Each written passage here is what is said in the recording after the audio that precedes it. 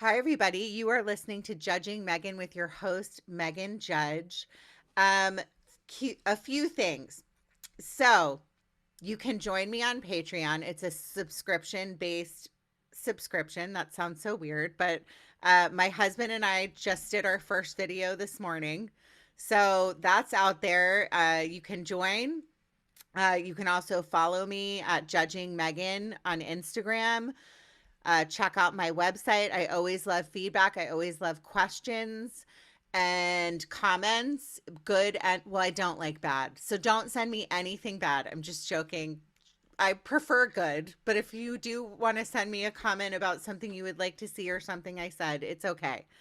Um, Today I can't tell you, like, I'm kind of beyond, I hate saying I'm excited about this, but I am very honored to have the guests that I'm about to introduce you to in a minute on, because I think what they do is exactly what I think the world needs. We need so much more of this positive stuff in our world where people are trying to be kind and help each other. I can't even believe being an Angelino, which my guests and I are, what is happening in our world right now. And that, over I guess over the weekend, there were like people on the 405 doing Nazi signals and talking about Kanye West being right. And I'm just sitting here every day going, what is happening? What is happening to our country and our world? And where is the goodness and where is the kindness and where is the compassion? And so when I am able to stop thinking about that kind of stuff and spread positive messaging and spread, like, sharing what we should be sharing, put it that way, it is so huge to me and so important. And I will get off my soapbox right now. So this is kind of funny. So my mom, I might have already told this story. I'm almost 100 episodes in. Jeff and Kathy, I'm talking to my guests right now. So if I've already told this to my listeners, this story, and I don't remember, I'm sorry, but it's pretty funny. So my mom, we all met up in Charleston for my cousin's wedding in the spring. And I love Charleston, South Carolina. It's one of my favorite places. And my mom is a hoot, and I love saying the word hoot. And she gave me this giant stack of like papers that I wrote and pictures. And it wasn't just like pictures of like, myself when I was little. It was literally pictures that I had given her of my kids. I was like, are you going somewhere? And I do not know. She gave me this giant stack of pictures. It was so funny. But she also gave me papers and things that she had saved. And she's like, my mom's super dramatic. She's like, well, Meghan, you never know. You never know when I'm going to go. So I need to give you all this stuff. So she gave me this paper, and it was written on November 16th, 1993. And I've been very open about my struggles and my battle with not only depression and anxiety, but just as a teenager struggling and a kid actually struggling with an eating disorder. So this is how the paper starts. And it said, November 16th, 1993. I actually turned this in for an assignment. I don't remember for what class. Said, I was 12 when I began the realization that food was not my friend, but my greatest enemy. I began to look at my chubby young body in a whole new way. The laughs I had gotten in grade school, the teasing as to mock my name as Megan Pudgy, or my little brother's favorite descriptive name, Big Girl. I was teased at home and at school, but I guess I noticed the weight factor the most at my dancing class. I will never forget the time my dance teacher singled me out and told me that no dancer is chubby. I looked in the mirror and at all the other dancers, and I realized I was different from all the rest, and the tears welled up in my eyes. I've never forgotten that feeling. We've all been put here for a reason, and we all deserve acceptance. Judging Meghan with Meghan Judge. I'm a trauma survivor from a really young age, and I have been diagnosed with complex PTSD in the past few years. I've been surrounded by death and abuse much of my life. I've been dragged through the mud and have been to the point of not wanting to go on anymore. Through my interviews with other survivors, I've learned that there is a way out. From recovering to surviving and thriving, we all have the strength to come out the other side. You are listening to Judging Meghan. So, that I'm already emotional. I have not introduced my guests. Jeff and Kathy Long have written a book, A Parent's Guide for Anorexia. They also started a website called teensforteenhelp.org. On this website, you can find out about addiction, eating disorders, suicide prevention, anxiety, and depression. They're also going to be adding some new categories. Jeff and Kathy, I am so honored to have you on today. Welcome. Thank you, Meghan. Thank you, Meghan, and thank you for sharing what you wrote. That's brave. That's very brave. Well, Thank you. there's a whole paper behind it, but I knew I had this paper. My mom had given it to me in the spring, and I found it last night because I knew you were coming on. And just the intro of that, and then the whole paper going into like my addiction and what I went through during those years. You know, when my mom gave me the paper, I'd forgotten. I'd completely forgotten this stuff. So it's crazy to me to find this and realize how much I was struggling and my self-hatred. So I have two young girls. One actually has already started telling me she's fat. She's 12, happened at the exact same age. So I think it's so fitting for my listeners that you come on and you share your story as parents and what loving parents you are to write a book this way about what you went through. So let's just start there. Can you tell me a little bit about yourselves and your daughter? Sure. Yep. Our mental health crisis or journey began when our daughter was in 9th grade. And we knew she was struggling. My father's a psychologist, and I said when she was in middle school, look, she's wearing black. She's talking to us in one-word sentences. What do you think? And he said, well, how are her grades? Straight A's. Well, don't worry about it. It's just a phase. And unfortunately, his expertise is in, troubled youth and learning issues, but not anorexia, which is an entirely different animal. And it's, eating disorders are incredibly complex. And so, we just knew that she was struggling. And so then we got her into a therapist. Yeah. So we got her into therapy, mainly for the depression, because that was so obvious. And, in hindsight, we now understand that when you are dealing with multiple issues, when you start to work on one, the other one gets worse. Mm-hmm. So it's like whack-a-mole. Mm-hmm. So as we're working on the depression, her coping mechanism was her anorexia. So the anorexia spiraled out of control. And it kind of progressed like this through, I would say, probably the whole first year of her treatment. Well, she ended up in a residential program for her eating disorder. It was severe enough that she had to go in for treatment. And so she went into an eating disorder program. Yeah, I just want to, back up a little bit because we were so blindsided by this, right? And so what happened was after the therapy, she just quit eating. And, we took her to a doctor who fortunately had a sister who had struggled with anorexia. And she said, got to get her to residential. Her heart beats down to 34 beats a minute. She can't go to PE. We were floored. Yeah. And when you can't take care of your own child and you have to send them to a residential place, as a parent, that's devastating. We couldn't help her. And it was really difficult for us. And for whatever we were going through, what she was going through was 10 times worse. And so that just began the journey. And it was 4 years of in and out of residentials, hospitals, psych ward stays, every kind of treatment we could think of and afford. We learned through the process, all the stuff they didn't tell you. In other words, we didn't know about insurance. After the first 30 days, they said, she's back to weight and healthy to go home. And we thought, oh, we're through this, not knowing that that's not the case at all. That's, just back to weight, but none of the issues have been touched. And so, Yeah. Nobody tells you that recovery is not a straight line. No, in so many ways. And let me just Right? ask you, because it is so many times, and people don't understand that at the root of most eating, or I would say all eating disorders, is something else, like some kind of trauma, depression, anxiety, OCD, like all the things that can align, or you choose the path of it. And it, again, for everybody's different, like in life in general. Every human being's different, every experience is different, people experience things differently.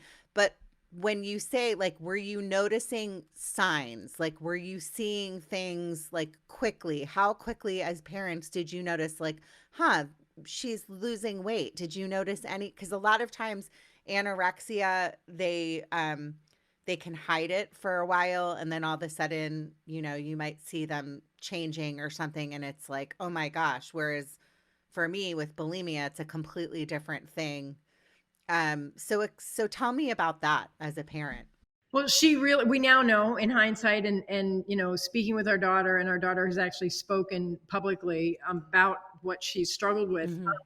She hid it for years very well. And so she did struggle. We saw the depression, and we knew, and as parents, you're like, okay, is this just kind of teenage angst? Is this just, how kids are processing, or is this a bigger issue? And so it was clearly a bigger issue. And so we did see the depression, and we did see that level of behavior, but she was a great cook and a great baker. And so she cooked and baked all the time. And we now know that that is another coping mechanism for people with eating disorders to kind of hide behind. So it wasn't until she really allowed her eating disorder to completely spiral out of control, and she finally just kind of gave up, that it became physically obvious and crucial that she get treatment. Well, let me ask you, Kathy, as a mother, like, were there, because I know that it is so, it's, for me, terrifying to have my daughter already saying, she has never said this before, and all of a sudden, out of nowhere, it was like, I'm fat. And part of me I was so mad, because I've worked so hard on being a parent to make sure that I don't say the things that I say to myself in my head to my kids, having daughters. But to have a child say, like, I'm fat at 12, and by no means is she, but it's a psychological thing. Was she saying anything like that to you? Nothing. She gave you no signs. No, she didn't. No. And I'm actually a healthcare practitioner. Okay. And so I work with people all the time about health and about nutrition and about balance. And so we were never a household that talked about dieting or food or restriction. And sadly, Kara kept everything in. I mean, I'm sorry that your daughter is saying that, but I'm also glad that she's expressing it, so that now you can have a conversation with her, right? It's when it stays in their head and they internalize it completely that you can't even have the conversation, because you don't know what's even going on in their head. And it is so for me, scary. That is so scary that she didn't give you any signs. And as we go along, I would love tips on what, but I'm not going to do that part now, because I want you to finish sharing the story on what mothers, dads can say to their kids, things we can do to be proactive, because I think people just don't understand, especially if they don't have a history themselves, right? Right. Well, yeah, as a society, we all need to learn to talk about emotions more. I mean, you have an emotion from the moment you're born until the moment you die, and nobody teaches you, what does that mean? What's behind it? What are your triggers? And so it's about social emotional education, and it's starting now, but it's going to take a couple generations before everybody gets that. And so it's having conversations about your feelings with your children, Right. so they know that that's normal and part of it, because the danger is in keeping it in your head and not letting it out, not sharing it, not finding out, what it's about, and putting sunshine on it, which is what we're doing with the nonprofit, but we'll get to that. Yeah. Tell me a little bit about what like the treatment process, because I do appreciate what you said. Like everybody's different and treatment is not a like a one step process. So if you are alcoholic, for example, or addicted to drugs and you go into rehab, and you do the 28 days, right? Well, 28 days, having befriended my guest, Denise Klein, who runs a rehab facility in Malibu, she's constantly like, well, that's not enough time. Like, it's like a process of the 28 days, and then you can continue being in rehab. And then you go to the house, like I hate, what is it called? Not halfway house, but the house, like So, sober Living living, house. sorry. And then it's like a lifelong process, right? Of constantly working on your addiction. So tell me about that for your daughter, like what it looked like getting her well. yeah, the first 30 days was at a specific eating disorder facility, and it was in Lakewood, so it was far away, and we would be able to travel down twice a week to see her. And it was 100% focused on her weight and her health. And so she had her vitals monitored twice a day, and they sat down and they planned foods, and it was all food related and health, restoring health, lots of restrictions on their part. She was beyond angry to be there and mad at us for sending her there. And at that point, I think she admits she absolutely hated us. I mean, we were the enemy. And 30 days later, the insurance company, she, hit the vitals, and she is an incredibly intelligent young woman. And so she learned very quickly to just repeat back what they wanted to hear so that she could get out. That And is so so 30 days that's so later- common, by the way. So Oh, yeah. common. Right. Especially with kids in therapy, if they don't want to be there, they're not ready to be there. If you're like most kids that don't want to be in therapy or treatment, that's a very common thing that you see. Right. And so, yeah, kind of, and she got home and we thought, oh, they said she's, home and back to weight and we'll have a nice Christmas. And that's not the case. And so, a couple days before Christmas, there was a bad self-harming event that got us to the hospital. And, we spent the Christmas in the psych ward and then got another residential. And then after that, we got a third residential. And what we learned is, there's nothing you can do to have somebody recover. It's only, they have to make that decision. And as a parent, you want so desperately for them to make that choice, but you can't make it for them. And so what happened is in the third residential, it was not eating disorder specific. And for her, that was good. She saw all these other kids suffering from addiction, drug abuse, other things. Yeah. And she, kind of went, well, gee, I'm not the only one that's messed up. And what happened was the beginning of kind of a peer group, a beginning of her being part of something and not just isolated and not stuck with the kids all, kind of, what are the tricks? How do you hide the food? How, that kind of stuff. Right. Not that eating disorder clinics are bad, but for her, this was a good option. And she needed to, and she explained this to an eating disorder center at one time, and it was really interesting because it was all practitioners, and it was like this light bulb went on for them because she said, look, when the stress of dealing with making my own meal every day was taken away, right? This was an eating disorder. They had an amazing chef. They cooked her the food that she wanted, and she would just sit down and eat a meal, and she didn't have to think about it for hours and prep. So that gave her the space and the bandwidth to look at her depression and her anxiety and work on that, because the eating disorder, at least for now, was taken away. And so it enabled her to build up that foundation, right? It was the building blocks for her to then take on the eating disorder. But she needed to get past that deep anxiety and depression first. And it's a different approach. It's a very different approach than putting a a kid right into an eating disorder facility. And every kid's going to be different, and every family is going to be different, and that's the uniqueness of everyone's journey. Is you've got to find the way. And I mean, we just we did so many different things, and one of them we did was goat yoga, which she loved and I didn't, because I didn't like climbing on me and disrespecting your mat. But you try to find whatever it is so that they find a desire to live, a reason to live, something to live for.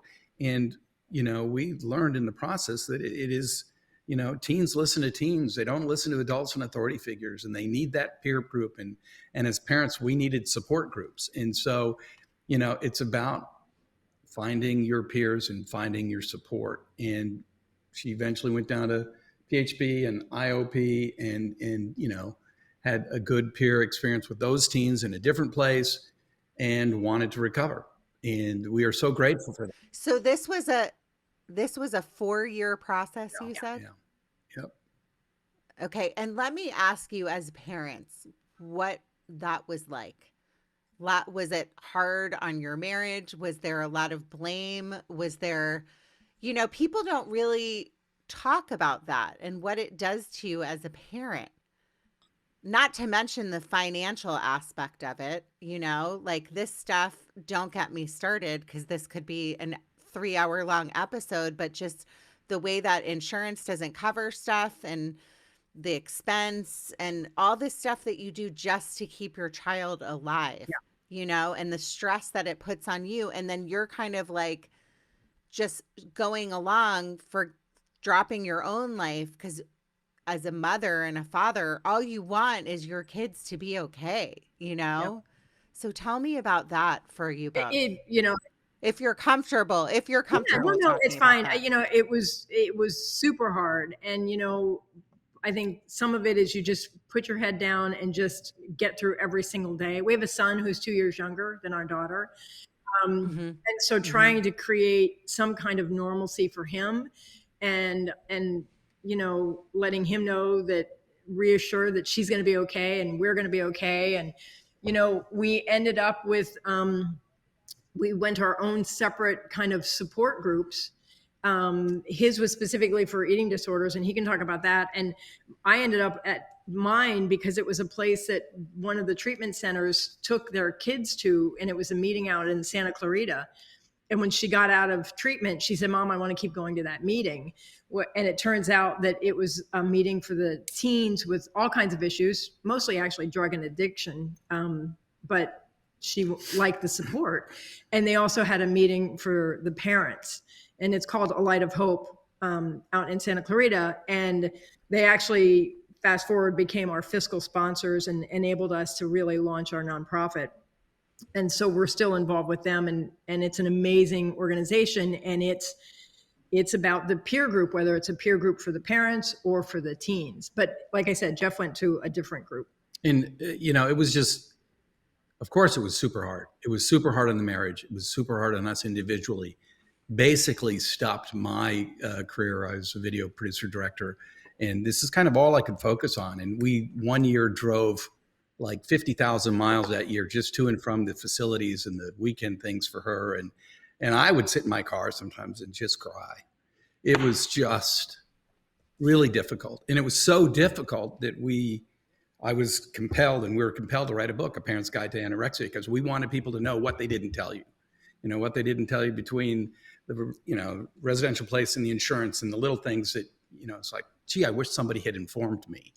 The fact that, Well, you know what? That was my next question. So, wow, you must be reading my mind. I wanted to find out how you decided to write the book, and where also, while we're talking about the book, where people can find it.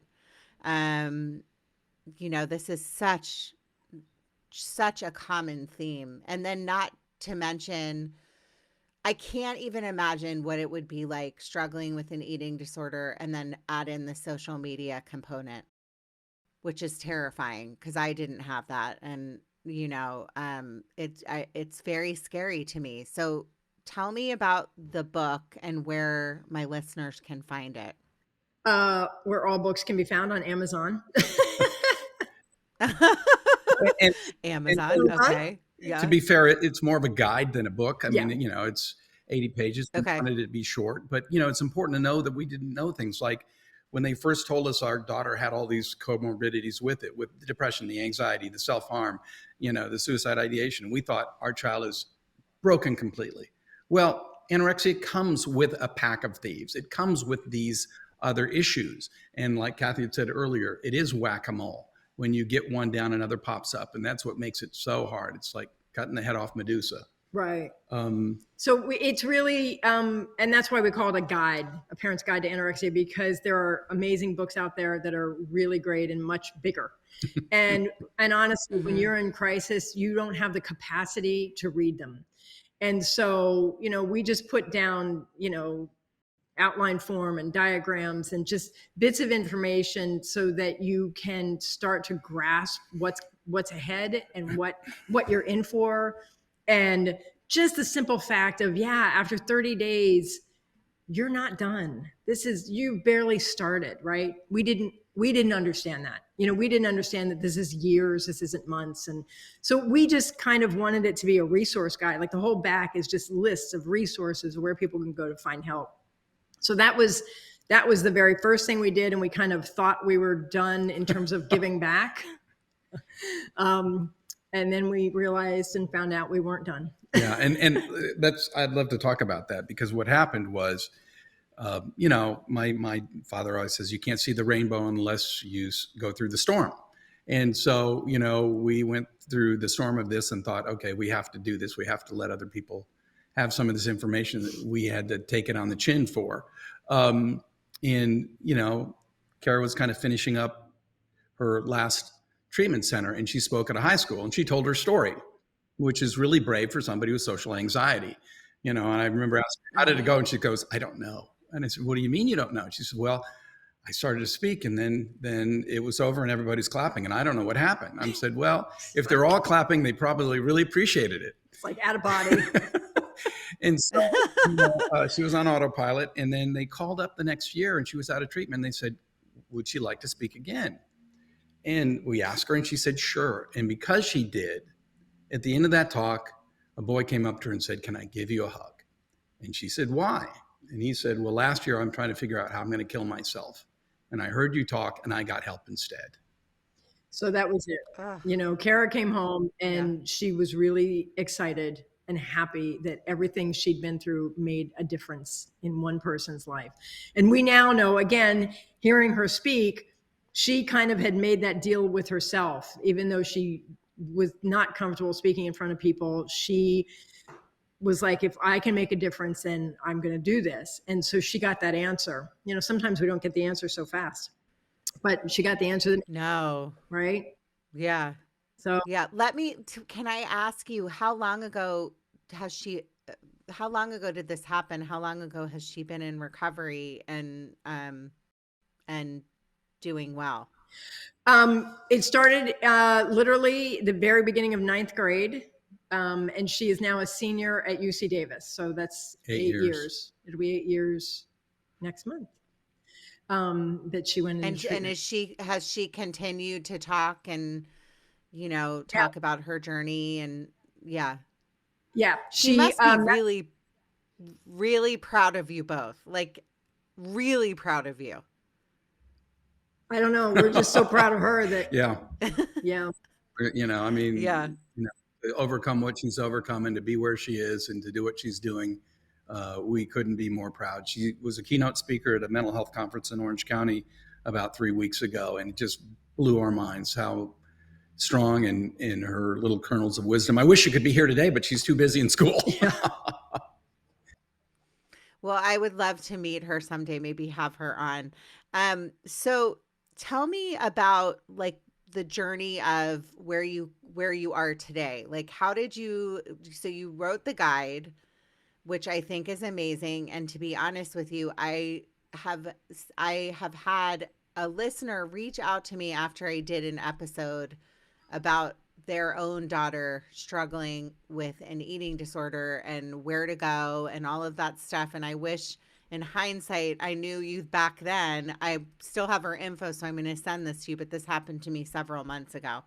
But it is so important. And, I say this a lot on the podcast. The best thing that you can do as a survivor of trauma, and you are survivors of trauma as well, is take what you have learned, and that pain seems to wash away just a little bit every time you help someone else.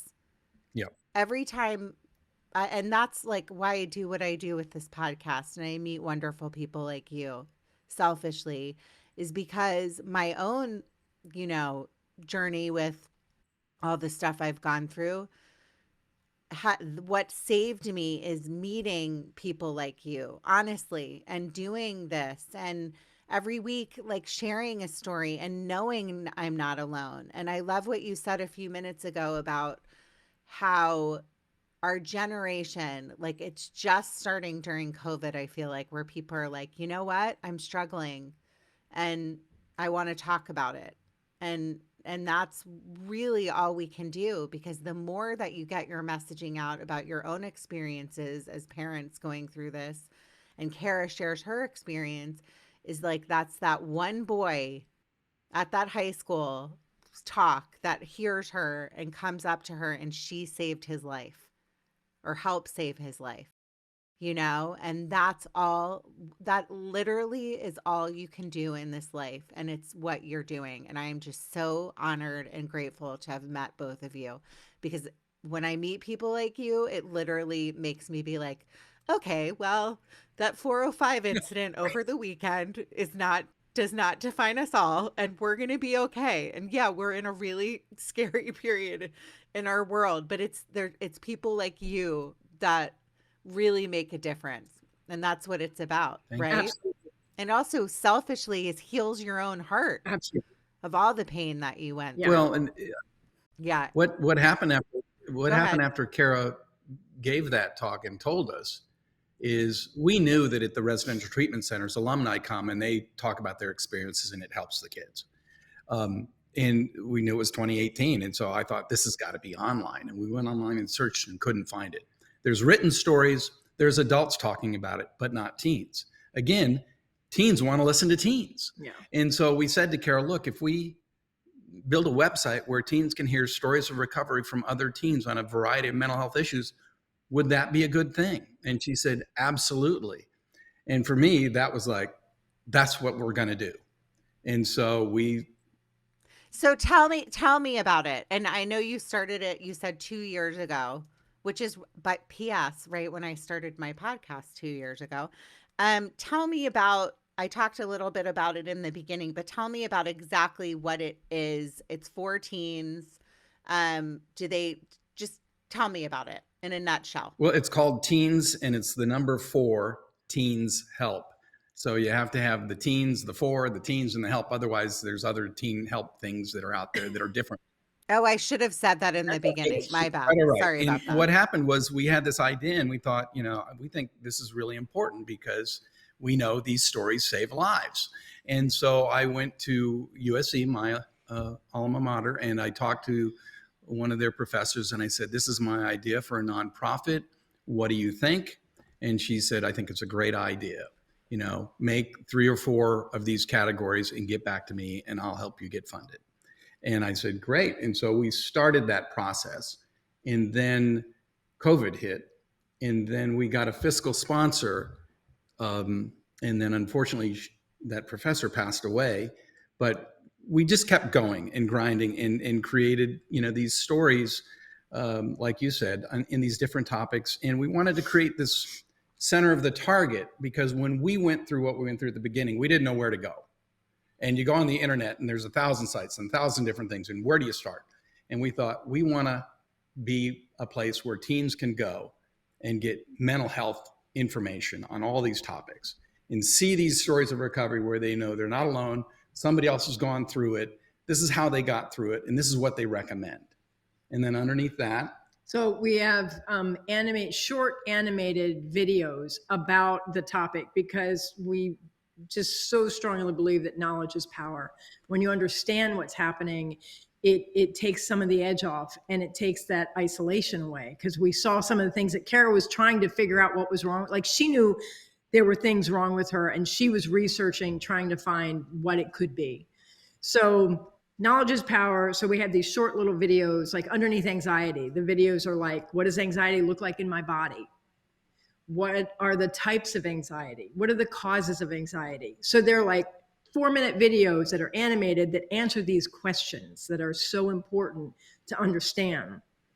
So we've got the stories of recovery, we've got the animated videos, and then right below that, then we have lots and lots of resources that they can go to for help, whether it's apps, hotlines, websites, therapists, all, the resource to help you get down the road towards your own recovery. When you realize that 60% of teens don't get any help at all, and a lot of the underprivileged, underserved don't have access, this gives them a safe place online, on their phone, whenever they can get online, to research it in their time and their space. And that's why it's hard to do it in community centers and in rooms, because you don't want to be the kid going to the mental health room.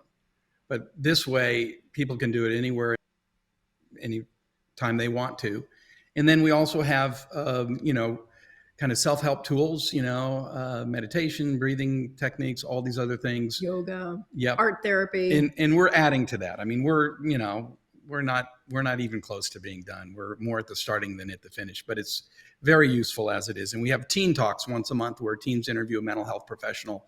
It's an open webinar. Anybody can go to it and ask their questions in the Q&A.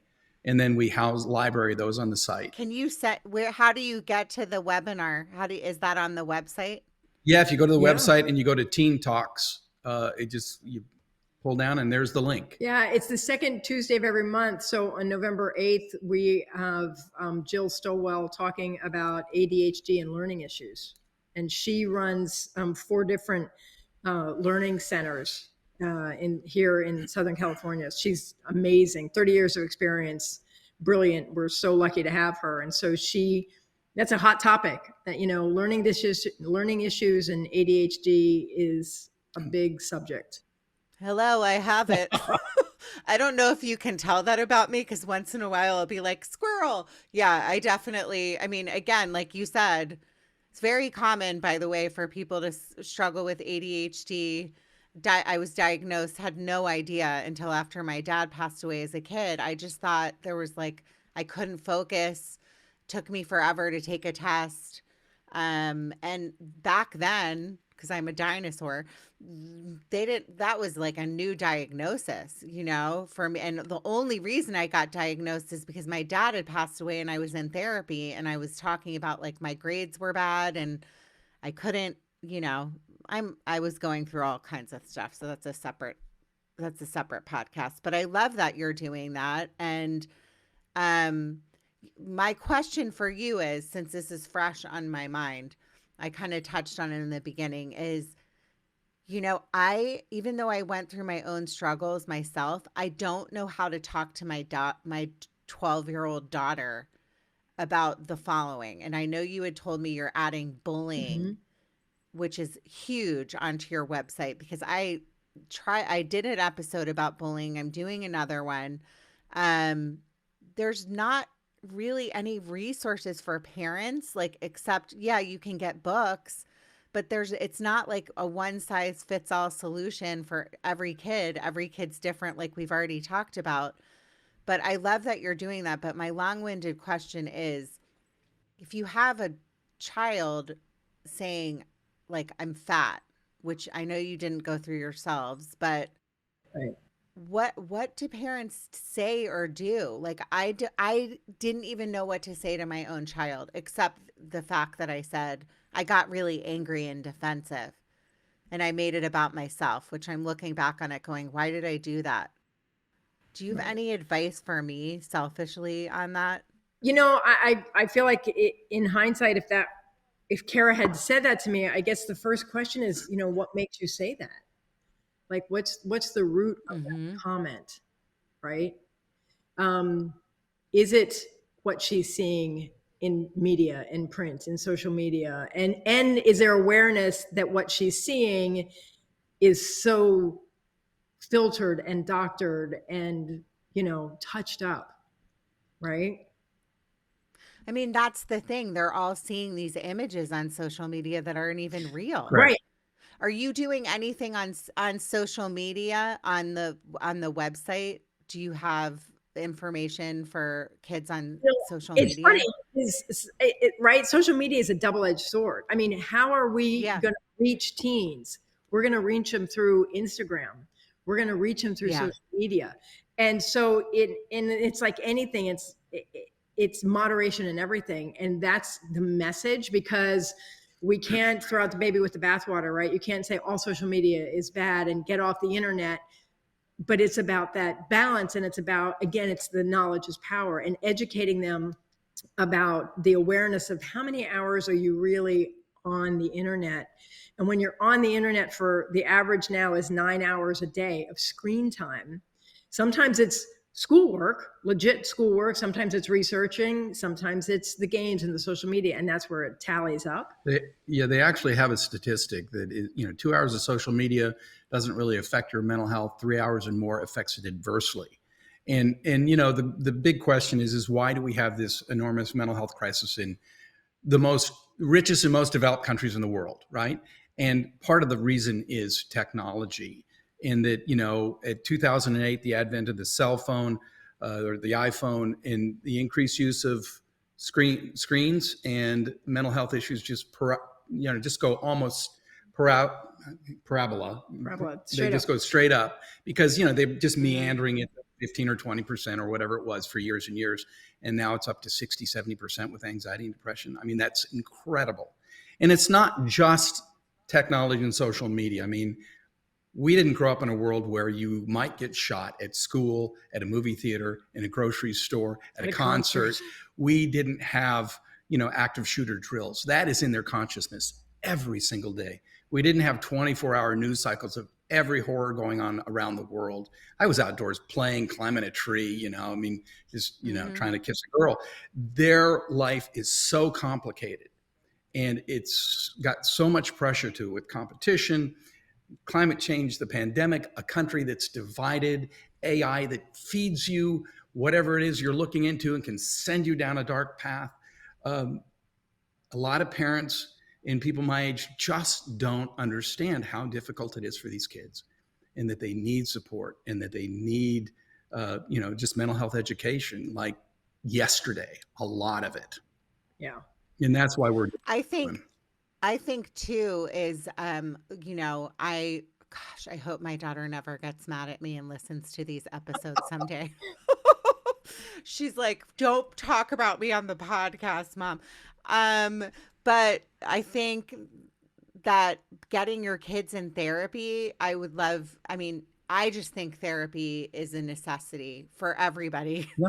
I think that if we were all in therapy, we wouldn't be in the place we're all in right now.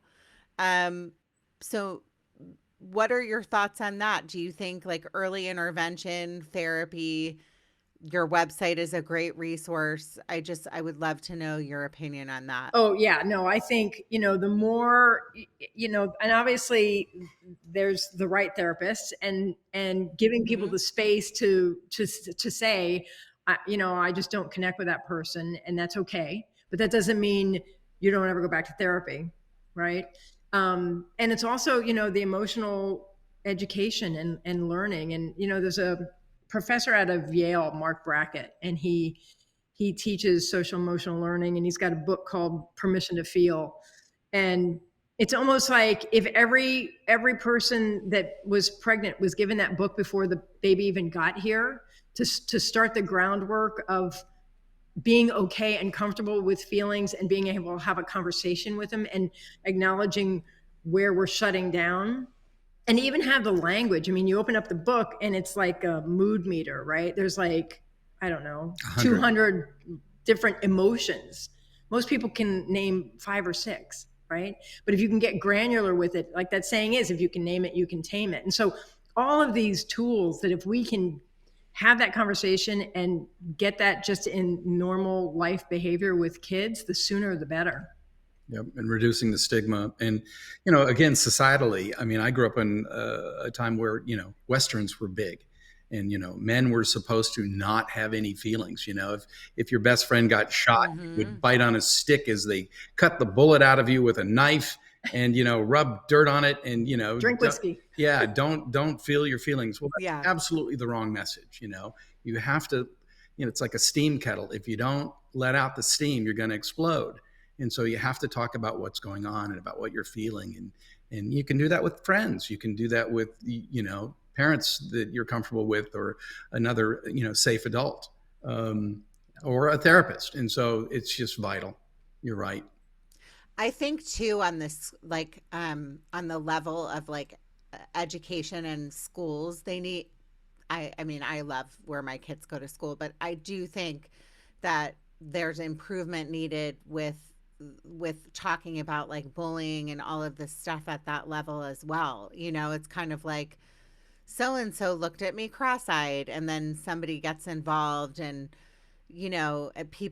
kids can be so mean, and it's really comes from not liking themselves, which, Right.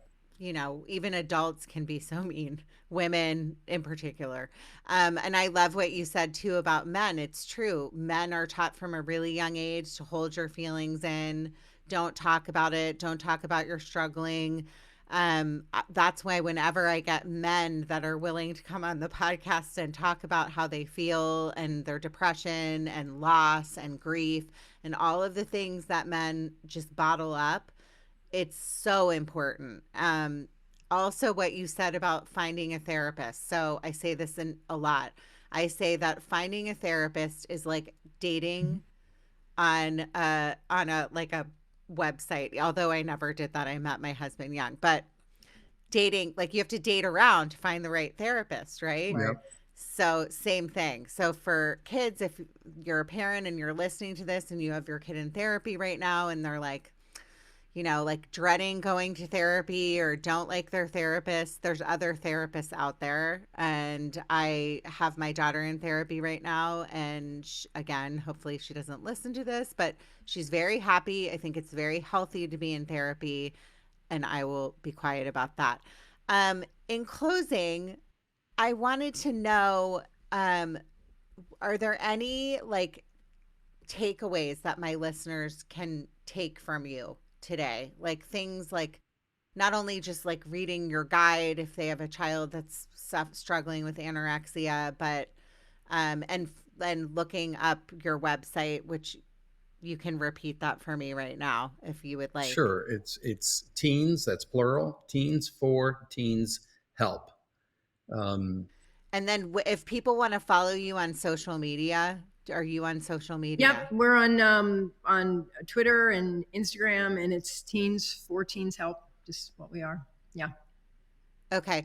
And so what is the the little nugget or piece of advice that you can give parents that might be going through kind of what you went through right now? I mean, a couple of things. This is just something that I learned. I mean, when I was a parent and my kid was young, I was a professor, and I just told them everything I wanted to teach them, and told them, once your kid becomes a tween or a teen, you have to stop being a professor and be a detective and just ask them questions, and then you can even ask them questions if they've made bad choices. Hey, you were out with Tommy last night and you guys stayed out late, or, whatever. How did that work for you? Would you do it again? What would you do differently?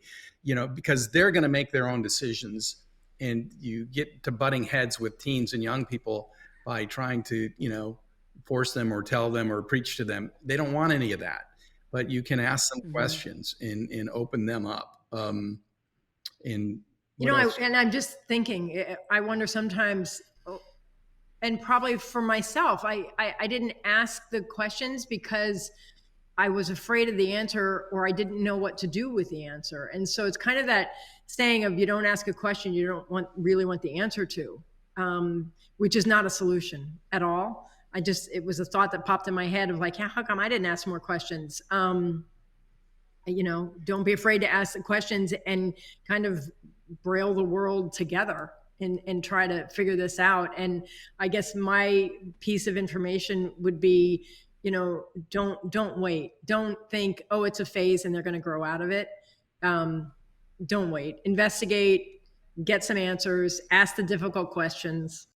And it's just really important to know that everybody's gone through something. I mean, we all have, our issues in life and our struggles. And it's just about, being kind, being loving with yourself, with your children, with strangers on the street. I mean, it's easy to say and hard to do, but it's so important, to have that empathy and kind of understanding that, yeah, somebody cut me off. Well, who knows what they're going through today? I knew I was going through it a couple of years ago, and that was rough. And so that might be their day today. And even if that's not, if I give them a pass, it helps me. Yeah, I love that. Well, I think that I would like for you to be my parents. If I could go back and pick I'm just joking. You are both amazing. I love what you're doing. I'm so grateful that I was able to get you on the podcast. And I know that you touch so many lives, and I hope that you continue to be in touch with me, and somehow we can collaborate together, because I would love that. We would too. In closing, I would love that. In closing, everyone, like I always say every episode, be happy by making others happy. Thank you so much, Jeff and Kathy. Thank you, Meghan. Thank you, Meghan. Judging Meghan with Meghan Judge.